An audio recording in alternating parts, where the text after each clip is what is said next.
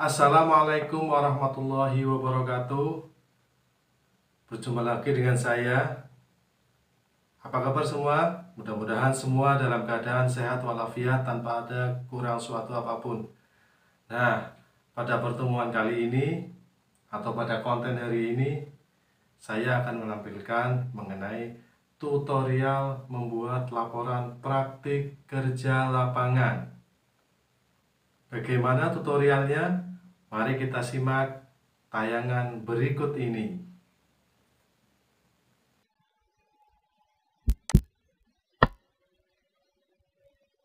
Tutorial laporan praktik kerja lapangan. Ya, langsung saja kita simak. Di sini sudah ada tampilan contoh laporan praktik kerja lapangan. Pada halaman awal ini adalah halaman Romawi 1. Ini adalah halaman sampul. Halaman sampul ini nanti jika dicetak atau di print itu halaman yang paling awal dan biasanya menggunakan atau memakai warna sampul berwarna biru. Nah, halaman sampul ini nanti jika diletakkan di luar pastinya tidak boleh menggunakan angka atau halaman. Nah, jadi caranya nanti diberi atau ditutup dulu dengan cara seperti ini.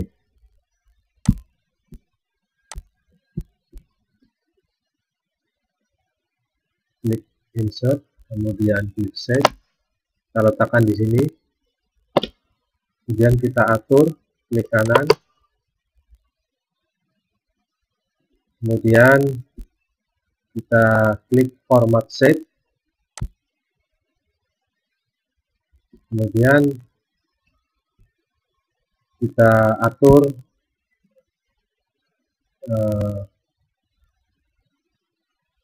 solid fill, kita atur warnanya, colornya menjadi putih. Kemudian setelah itu line atau garisnya sama solid fill. Kemudian color atau warnanya kita atur berwarna putih. Nah, jadi halamannya menjadi tidak kelihatan. Oke, agar kembali kelihatan kita klik di sini tadi. Kemudian kalau sudah kita delete. Kita lanjutkan. Nah, nanti kalau sudah masuk ke halaman I1, belakangnya halaman cover, ini bedanya sama, isinya sama. Ini di halaman cover sama di belakangnya atau di setelahnya. Tapi bedanya kalau halaman cover ininya halamannya nggak ada, kalau masuk ke halaman berikutnya, halaman nomor 1 itu ada.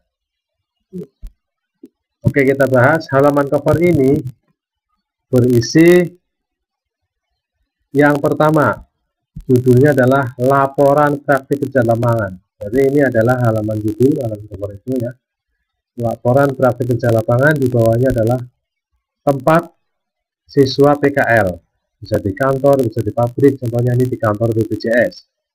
Nah, penulisannya adalah sama dengan laporan praktik kerja lapangan, ditulis huruf kapital semua dan cetak tebal. Kemudian di bawahnya alamat tempat PKL dicetak miring dan hurufnya dikecilkan menjadi fontnya 10. Kemudian di bawahnya logo sekolah, logo SMK Teknologi Malang. Kemudian di bawahnya ada kalimat berbunyi disusun sebagai syarat melaksanakan tugas akhir praktik kerja lapangan.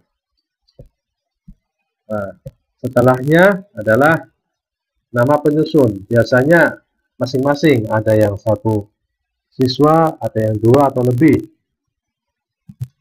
Karena setiap kelompok nanti beda-beda. Setelah di sini contohnya adalah ada 4.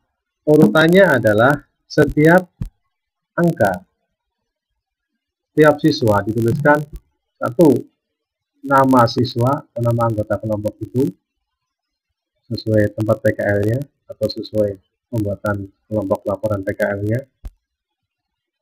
Namanya di huruf kapital, kemudian di bawahnya nomor induk siswa biasanya 4 angka, kemudian di bawahnya kompetensi keahlian dicetak tebal. Kompetensi keahlian itu jurusan, tidak memakai kelas tapi langsung jurusan, karena ini tugas sekolah langsung per jurusan. Nah, di sini kebetulan 4. Bagaimana jika yang 6 atau lebih? Biasanya ini cukup untuk 5 siswa. Bagaimana kalau daftarnya 6 atau lebih? Nah, tata caranya jika anggota kelompok laporan PKL-nya banyak, lebih dari 5, alternatifnya adalah ditulis oleh nama siswa yang membuat laporan PKL ini, kemudian langsung di sampingnya nomor induk siswa sampai dengan beberapa siswa yang ada. Misalnya di sini contohnya ada 8, di samping kanannya ada nomor induk siswa, baru kompetensi keahliannya di paling bawah, cukup 1 saja, karena kalau ditulis seperti yang 4 siswa tadi bisa jadi menjadi 2 halaman, dan cover atau sampul dalam laporan ini tidak boleh 2 halaman, cukup 1, karena kalau 2 halaman nanti bisa seperti isi seperti itu.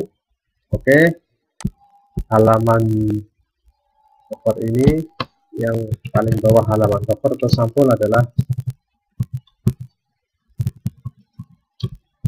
alamat sekolah, diawali dengan Yayasan Pusat Pengembangan Ilmu dan Teknologi Texmaco, kemudian nama sekolah SMK Texmaco Pemalang, hurufnya kapital semua, dan bawahnya baru alamat sekolah, Jalan Pemuda, dan seterusnya, kemudian ada alamat websitenya, dan diakhiri dengan tahun, yaitu tahun kegiatan PKL sekaligus tahun pembuatan laporan PKL.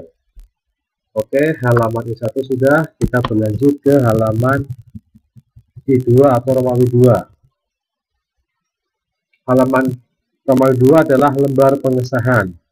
Lembar pengesahan ini berisi pengesahan oleh ibu dan bapak pembimbing sekolah,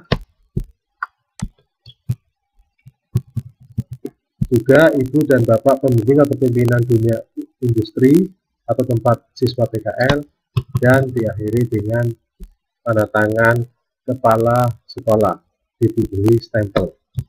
Oke, untuk pembimbing laporan biasanya di sebelah kanan paling atas, di sampingnya adalah pembimbing sekolah. Bedanya adalah kalau pembimbing laporan adalah pembimbing penulisan laporan, dari unsur kebahasaannya, kemudian tata letak laporannya, dan lain sebagainya. Kalau pembimbing sekolah adalah bapak atau ibu guru yang membimbing kalian PKL, baik itu penerjunan, monitoring, maupun penarikan lagi ke sekolah. Biasanya ini adalah guru produktif atau guru kejuruan atau wali kelas. Di bawahnya sudah ada nomor induk karyawan atau guru. Ini kalian tinggal menyesuaikan saja. Kemudian di sini di bawahnya pembimbing sekolah ada kepala jurusan atau kepala kompetensi keahlian.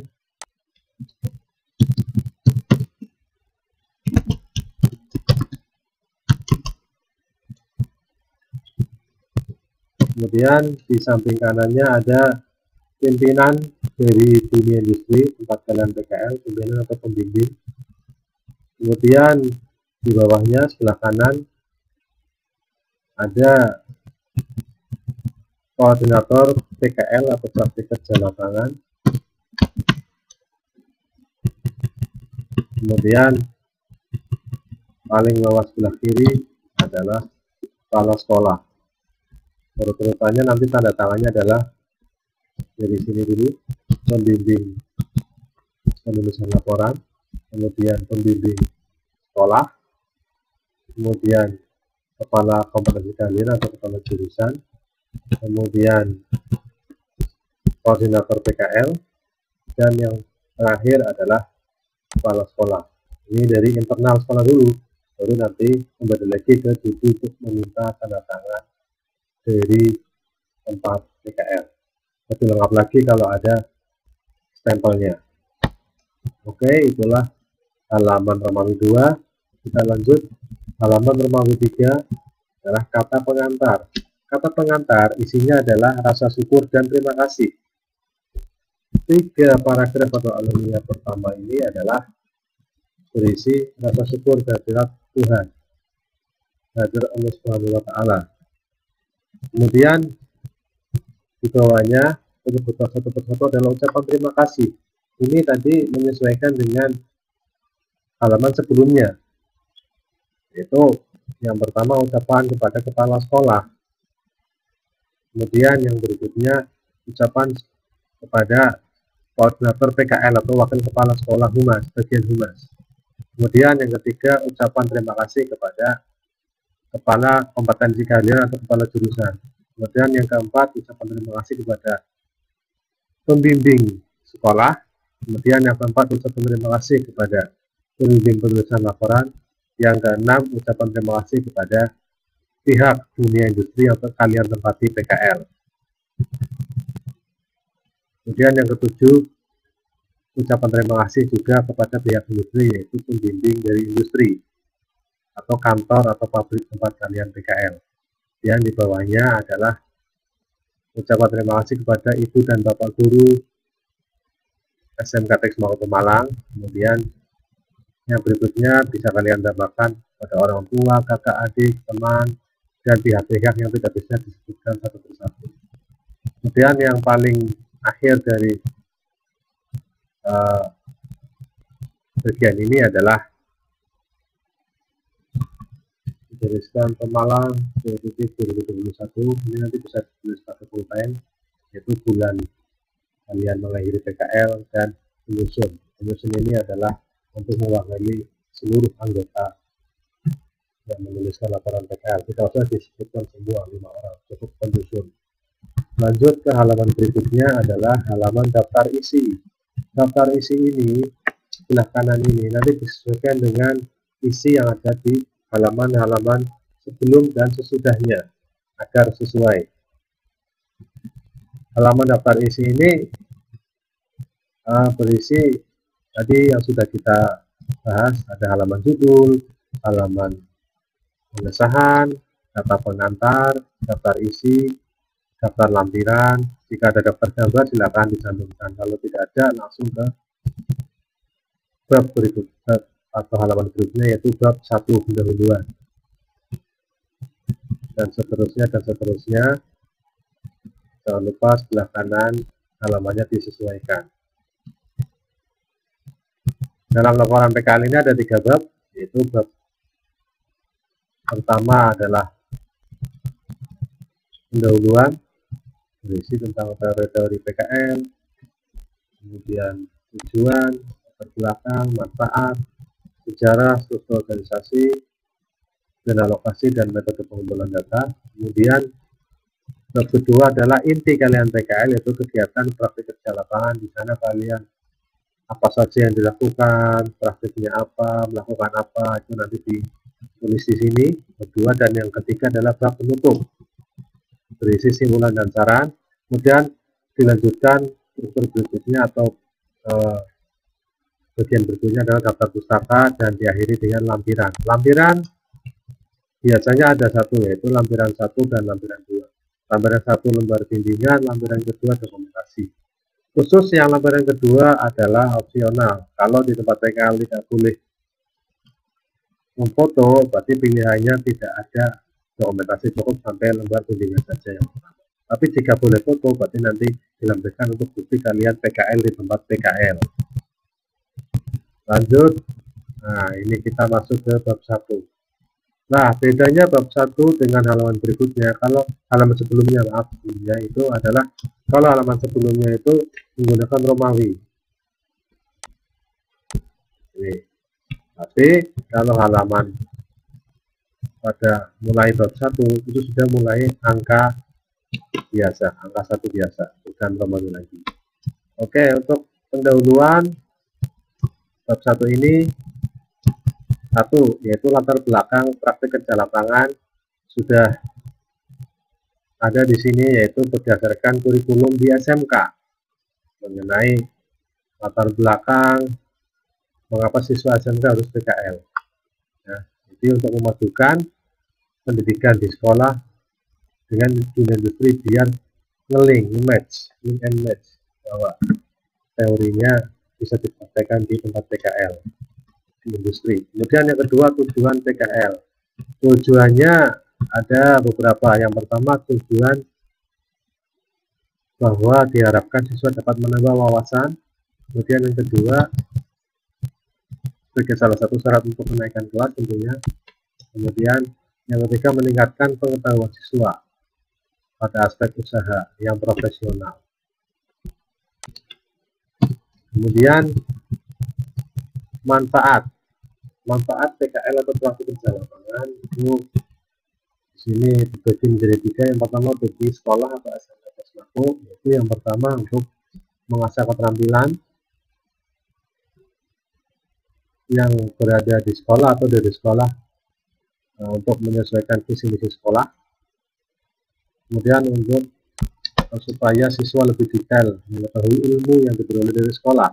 Kemudian manfaat yang kedua bagi dunia industri atau dunia usaha atau tempat PKL, yaitu mengajarkan siswa-siswa arti sebuah perencanaan PKL dan mengenalkan dunia industri. Jadi tidak hanya teori di sekolah saja, tapi harus bisa praktik di industri.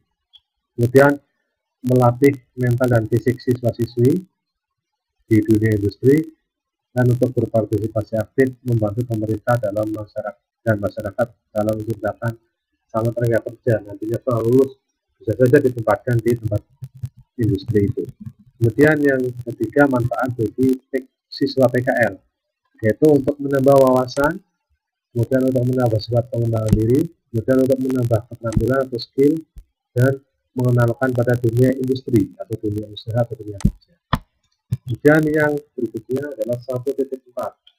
1.4 ini adalah berisi mengenai sejarah tempat PKL. Selain ini sejarah BPJS, ini juga dengan undang-undang dan sebagainya. Kemudian 1.5 adalah struktur dunia usaha atau dunia industri atau tempat PKL ya. Di sini dikenal struktur dari kantor BPJS, pemimpinnya ada, kemudian karyawannya, dan seterusnya. Kemudian yang berikutnya 1.6 yaitu denah lokasi dunia usaha atau industri.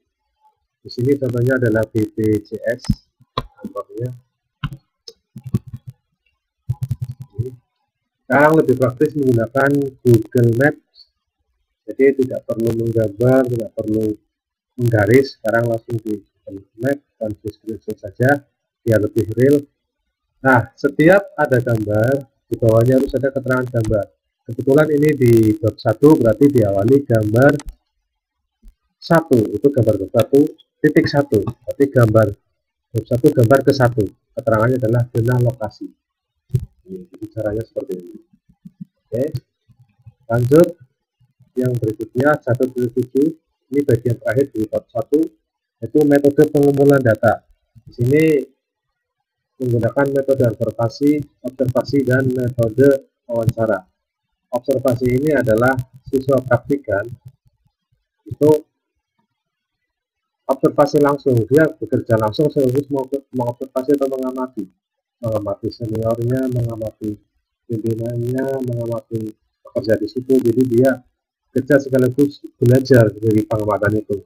Kemudian yang kedua, secara tidak langsung siswa praktikan itu menggunakan metode wawancara. Nanti diajarkan bagaimana cara bekerja, cara mempraktikkan pelayanan pada masyarakat, bagaimana cara mengoperasikan mesin dan sebagainya. Itu namanya metode wawancara. Masuk ke bagian berikutnya adalah bab 2. Ini inti PKL. inti PKL ini nanti yang setiap tempat PKL berbeda-beda, antara pabrik, perkantoran, dan lain sebagainya itu berbeda. Kebetulan ini di sini adalah di kantor BPJS, dan ini yang pertama 2.1. Mengapa 2.1? Karena adalah bab 2 bagian ke-1. Nah, kalau tadi 1.1 sampai 1.7 itu berarti bagian bab ke-1 bagian ke-1. Nah, sampai dengan 1.7 berarti 1.1 yang bagian ke-7 subnya. Nah, ini ada 2.1, 2.2, kemudian jika ada cabangnya lagi, bagiannya lagi 2.2, berarti nanti tinggal tambahkan 2.2.1, berarti subbab ke 2.2 ke 1. Nah, ini. Oke, jika ada gambar, berarti tinggal menyelesaikan. Ini gambar bab 2.1, berarti duanya itu bab 2, satunya adalah gambar ke-1 pada bab 2, yaitu mencari nama perusahaan. Ini ada contoh praktik-praktiknya. Jika masih ada gambar lagi, tinggal dilanjutkan gambar 2.2, jadi 2.1 sekarang 2.2, yaitu gambar bab 2, gambar kedua masuk data. Kok ada gambar lagi, jadi tinggal melanjutkan 2.3 di bawah gambar ini, yaitu gambar bab 2 bagian ketiga,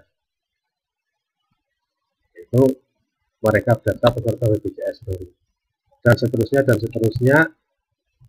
Lanjut, bab 2 selesai, tibalah ke bab yang terakhir, yaitu bab 3 berisi penutup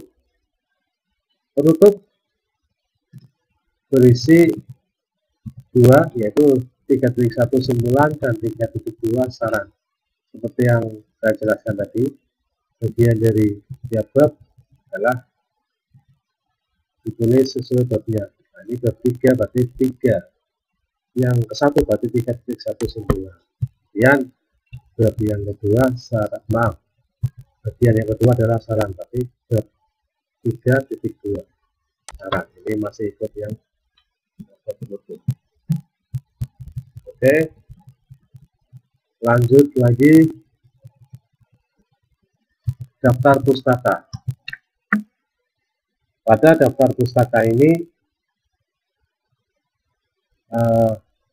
kita bahas dulu pengertiannya biar tidak bingung.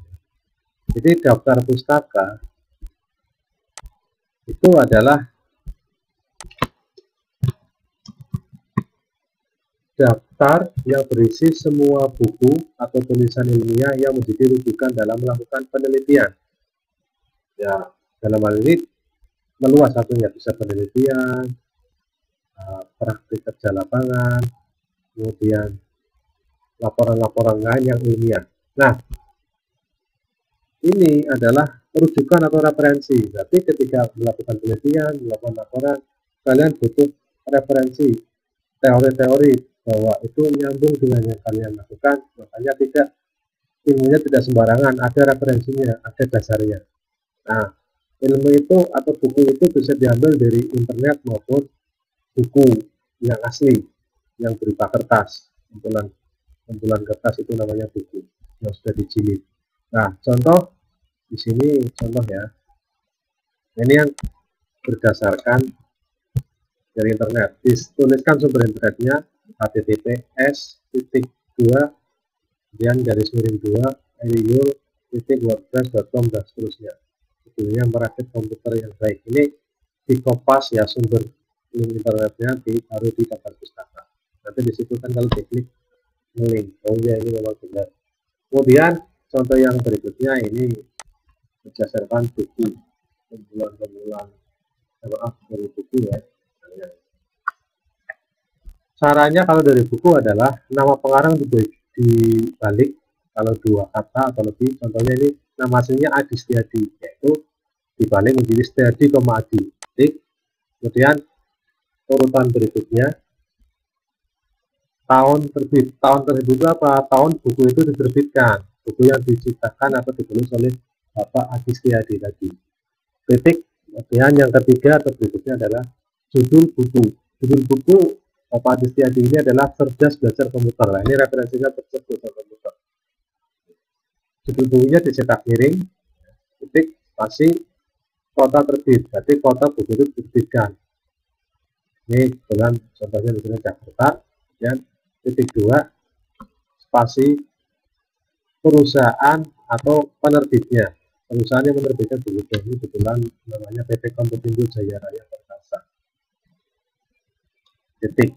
Ya, oke. Jadi ini adalah penulisan daftar pustaka. Oh iya, untuk satu daftar pustaka yang ditulis lebih dari satu baris, misalnya di sini 2 baris.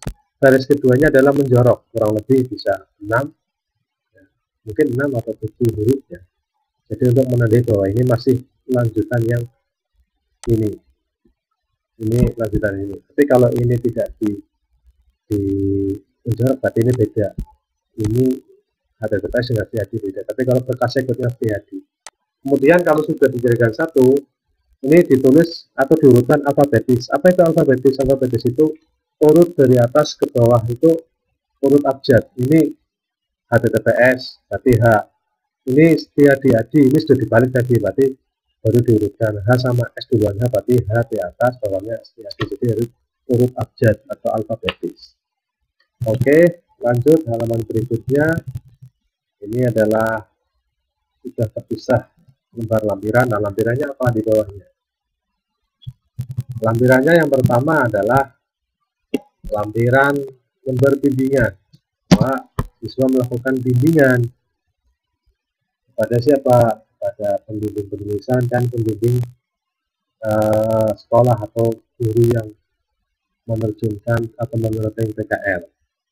Nah, ini di sini mungkin tanggal bulannya bisa tulis pulpen nanti ya.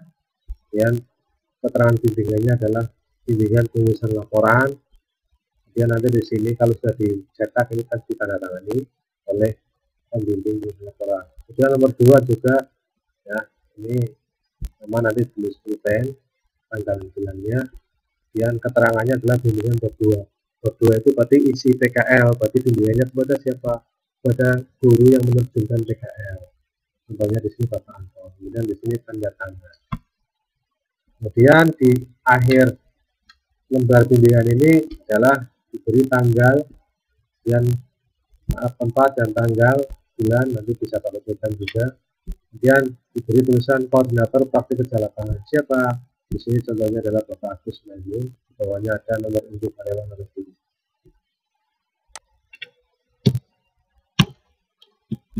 Kemudian, nah ini yang tadi saya jelaskan. Yang terakhir adalah lampiran kedua, dokumentasi. Ini opsional, jika di tempat PKL tidak boleh foto, berarti tidak bisa dilampirkan. Kalau boleh, bisa dilampirkan. Contohnya ini. Nah, ini setiap gambar di lampiran kedua ini diikutkan diawali dengan gambar 4:1. Mengapa 4:1? Karena kita sudah melampaui bab ketiga, dan walaupun ini bukan bab keempat, tapi kita ikutkan keterangannya 4:1. Jadi untuk membedakan dengan keterangan gambar yang lain sudah sesuai babnya. Nah, ini di luar bab 3, tapi tulisannya gambar 4:1 walaupun dokumentasi bukan bab keempat. Jadi keterangannya seperti itu. Kalau ada lagi berarti 4:2 dan seterusnya. Cuma saran dari saya, untuk pengisian dokumentasi ini tidak usah banyak-banyak, cukup 1 atau 2 saja, karena biar mengirit kertas.